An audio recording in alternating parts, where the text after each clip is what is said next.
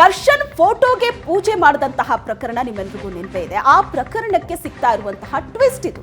ಪೂಜೆ ಮಾಡಿದ್ದೇ ಯಾರು, ಶಿಕ್ಷೆ ಆಗಿದ್ದು ಮತ್ಯಾರಿ? ವಾಡಿಕೆಯಂತೆ ಅರ್ಚಕರ ಕುಟುಂಬ ಪಾಳಿ ಪ್ರಕಾರ ಪೂಜೆ ಮಾಡಿದೆ.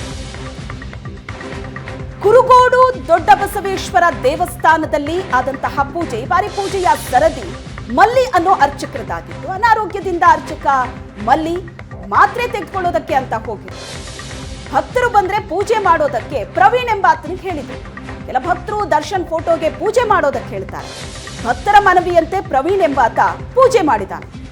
ದರ್ಶನ್ ಫೋಟೋಗೆ ಪೂಜೆ ಮಾಡಿದ್ದಂತಹ ಪ್ರವೀಣ್ ಮಾಡಿದಂತಹ ಎಡವಟ್ಟಿಗೆ ಈಗ ಅರ್ಚಕ ಮಲ್ಲಿ ಅಮಾನತು ಶಿಕ್ಷೆಯನ್ನ ಅನುಭವಿಸ್ತಾ ಇದ್ದಾರೆ. ದರ್ಶನ್ ಫೋಟೋಗೆ ಪೂಜೆ ಮಾಡಿದ್ದಕ್ಕಾಗಿ ಆ ಅರ್ಚಕನನ್ನ ಅಮಾನತು ಮಾಡಲಾಗಿತ್ತು. ಆ ಪ್ರಕರಣಕ್ಕೆ ಸಿಗ್ತಾ ಇರುವಂತಹ ಟ್ವಿಸ್ಟ್ ಇದು. ದರ್ಶನ್ ಬಗ್ಗೆ ಹೊರಗಡೆ ಒಂದು ಆಕ್ರೋಶ ಇದೆ ನಿಜ, ಆದ್ರೆ ದರ್ಶನ್ ಅಭಿಮಾನಿಗಳಲ್ಲಿ ದರ್ಶನ್ ಬಗ್ಗೆ ಈಗಲೂ ಕೂಡ ಹುಚ್ಚು ಪ್ರೀತಿ ಇದೆ. ದರ್ಶನ್ ಫೋಟೋ ತಗೊಂಡು ಆ ದೇವಸ್ಥಾನಕ್ಕೆ ಬಂದಿದ್ರು, ಪೂಜೆ ಮಾಡೋದಕ್ಕೆ ಹೇಳಿದ್ದಾರೆ. ಮಲ್ಲಿ ಅನ್ನೋ ಪ್ರಮುಖ ಅರ್ಚಕ ಹುಷಾರಿಲ್ಲ ಅಂತ ಟ್ಯಾಬ್ಲೆಟ್ ತಗೊಳ್ಳೋದಕ್ಕೆ ಹೋಗಿದ್ರು. ಆಗ ಅಲ್ಲಿರೋ ಪ್ರವೀಣ್ ಅನ್ನೋ ಅರ್ಚಕರಿಗೆ ಹೇಳಿ ಹೋಗಿದ್ದಾರೆ, ಯಾರಾದ್ರೂ ಬಂದ್ರೆ ಪೂಜೆ ಮಾಡಿಸು ಅಂತ. ದರ್ಶನ್ ಫೋಟೋ ಹಿಡ್ಕೊಂಡು ಬಂದಂತಹ ದರ್ಶನ್ ಅಭಿಮಾನಿಗಳು ಪೂಜೆ ಮಾಡೋದಕ್ಕೆ ಹೇಳ್ತಾರೆ. ಆತ ದರ್ಶನ್ ಫೋಟೋ ಪೂಜೆ ಮಾಡ್ತಾನೆ. ಆದ್ರೆ ಪ್ರವೀಣ್ ಮಾಡಿದಂತಹ ಎಡವಟ್ಟಿಗೆ ಈಗ ಅರ್ಚಕ ಮಲ್ಲಿ ಏನಿದ್ದಾರೆ ಅವರು ಅನುಭವಿಸಬೇಕಾಗಿ ಬಂದಿದೆ.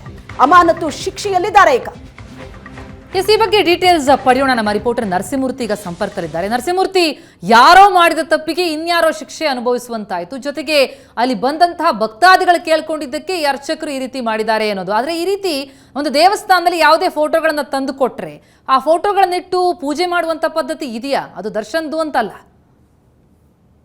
ಪ್ರತಿಮಾ, ಈಗಾಗಲೇ ಹೇಳಿದಂತೆ ಧಾರ್ಮಿಕ ನಂಬಿಕೆಗಳಲ್ಲಿ ಒಬ್ಬೊಬ್ಬರು ಒಂದೊಂದು ರೀತಿಯಲ್ಲಿ ಇರ್ತದೆ. ಆದ್ರೆ ಯಾರೋ ಒಬ್ಬ ಅಭಿಮಾನಿ ಹೇಳಿದ್ರು ಅಂತ ಹೇಳಿ ಏನು ಅಧಿಕೃತ ಅರ್ಚಕನಲ್ಲದೆ ಇರ್ತಕ್ಕಂಥ ವ್ಯಕ್ತಿ ಕೆಲ ಕಾಲ ದೇವಸ್ಥಾನದ ಆ ಗರ್ಭಗುಡಿಯಲ್ಲಿ ಪೂಜೆ ಮಾಡ್ತಿರ್ತಾನೆ. ಅಂತ ಸಂದರ್ಭದಲ್ಲಿ ಒಂದಷ್ಟು ಅಭಿಮಾನಿಗಳು ಬಂದು ಒಂದಷ್ಟು ಪೂಜೆ ಮಾಡ್ತಿರ್ತಾರೆ.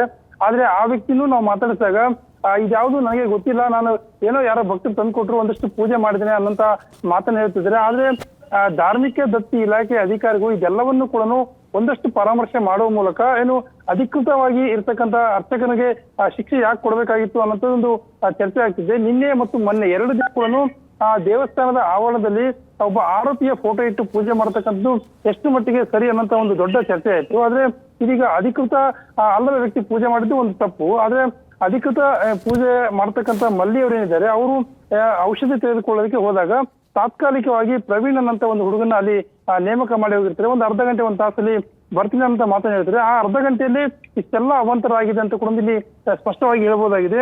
ಆದ್ರೆ ಇದೆಲ್ಲವನ್ನು ಕೂಡ ಧಾರ್ಮಿಕ ದತ್ತಿ ಇಲಾಖೆ ಒಂದಷ್ಟು ಪರಾಮರ್ಶೆ ಮಾಡ್ಬೇಕಾಗಿತ್ತೇನೋ ಅನ್ನಂತ ಒಂದು ಮಾತುಗಳು ಕೂಡ ಇದೀಗ ಕೇಳಿ ಬರ್ತಾ ಇದೆ. ಮೇಲ್ನೋಟಕ್ಕೆ ನಡೆದಿರ್ತಕ್ಕಂಥದ್ದು ಎಲ್ಲ ರೀತಿಯ ತಪ್ಪಾದ್ರೂ ಕೂಡ ಎಲ್ಲ ಒಂದ್ ಕಡೆ ಅಚಾತುರ್ಯ ಆಗಿದೆ ಅನ್ನಂತ ಮಾತು ಕೂಡ ಏನು ದೇವಸ್ಥಾನದ ಆವರಣದಲ್ಲಿ ಕೇಳಿ ಬರ್ತಕ್ಕಂಥದ್ದು. ಆದ್ರೆ ಯಾವುದೇ ಕಾರಣಕ್ಕೂ ಕೂಡ ಒಬ್ಬ ಆರೋಪಿಯ ಫೋಟೋನ ಈ ರೀತಿ ದೇವರ ಮುಂದೆ ಇಡ್ತಕ್ಕಂಥದ್ದು ಎಷ್ಟು ಮಟ್ಟಿಗೆ ಸರಿ, ಇಡ್ತಕ್ಕಂಥದ್ದು ಸಂಪೂರ್ಣವಾಗಿ ತಪ್ಪು ಇದೆ ಅನ್ನೋಂಥ ಮಾತನ್ನು ಕೂಡ ಇರತಕ್ಕಂಥ ಎಲ್ಲ ಭಕ್ತರು ಹೇಳ್ತಾ ಇದ್ದಾರೆ. ಅದರಲ್ಲೂ ಕೂಡ ದೊಡ್ಡ ಬಸವೇಶ್ವರ ದೇವಸ್ಥಾನ ಏನಿದೆ ಅದು ಬಳ್ಳಾರಿ ಮಾತ್ರವಲ್ಲದೆ ಆಂಧ್ರ, ಮಹಾರಾಷ್ಟ್ರ ಸೇರಿದಂತೆ ಸಾಕಷ್ಟು ಕಡೆಗಳಿಂದ ಅಪಾರ ಪ್ರಮಾಣದ ದೊಡ್ಡ ಭಕ್ತರ ಗಣ ಹೊಂದಿರತಕ್ಕಂಥ ಒಂದು ದೊಡ್ಡ ದೇವಸ್ಥಾನ. ಇಲ್ಲಿರ್ತಕ್ಕಂಥ ದೊಡ್ಡ ನಂದಿ ವಿಗ್ರಹ ಏನಿದೆ ಏಕಶಿಲಾ ವಿಗ್ರಹ ಅಂತಾನೆ ಫೇಮಸ್ ಆಗಿರ್ತಕ್ಕಂಥದ್ದು. ಥ್ಯಾಂಕ್ ಯು ನರಸಿಂಹಮೂರ್ತಿ ತಮ್ಮೆಲ್ಲ ಮಾಹಿತಿಗೆ.